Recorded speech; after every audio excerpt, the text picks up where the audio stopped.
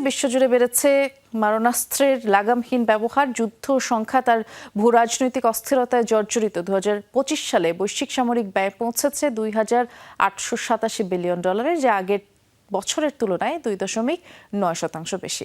আন্তর্জাতিক গবেষণা প্রতিষ্ঠান SIPRI প্রতিবেদন বলছে, মোট সামরিক ব্যয়ের 51% করেছে যুক্তরাষ্ট্র, চীন, রাশিয়া।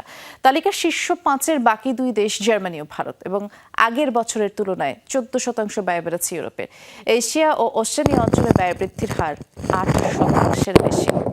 আগামীর অগ্রগতির ভিত্তি আনোয়ার ইস্পাত, স্ট্রংগেস্ট স্টিল সিন্স 1978। যুদ্ধ সংঘাত আর পরাশক্তিদের শক্তিমত্তা প্রদর্শনের বেপরোয়া প্রতিযোগিতার জেরে বিশ্বে অস্ত্রের ব্যবহার বেড়েই চলেছে। আন্তর্জাতিক গবেষণা সংস্থা সিপ্রির বার্ষিক প্রতিবেদন বলছে, টানা 11 বছর ধরে বেড়েছে বৈশ্বিক সামরিক ব্যয়। 2025 সালে সামরিক খাতে মোট খরচ পৌঁছেছে $2,887 বিলিয়ন, যা বিশ্বের মোট জিডিপির 2.5%। 2024 সালের তুলনায় ওই বছর ব্যয় বেড়েছে 2.9%। এ সময় বৈশ্বিক মাথাপিছু সামরিক ব্যয় ছিল $352। আগের বছরের তুলনায় 7.5% কমলেও 2025 সালেও সর্বোচ্চ ব্যয়ের তালিকায় শীর্ষে ছিল যুক্তরাষ্ট্র। $950 বিলিয়ন খরচ করেছে দেশটি। তালিকার 2 নম্বরে থাকা চীন $336 বিলিয়ন আর রাশিয়া $190 বিলিয়ন খরচ করেছে। এই তিন দেশই মোট খরচের 51%-এর জন্য দায়ী। শীর্ষ বাকি দুই দেশ জার্মানি ও ভারতকে হিসাবে নিলে এ হার 58%। 2025 সালে ইউরোপের সম্মিলিত সামরিক ব্যয় ছিল $864 বিলিয়ন, এক বছরে বেড়েছে 14%। এর মধ্যে ন্যাটোভুক্ত 29 দেশের খরচ ছিল $559 বিলিয়ন।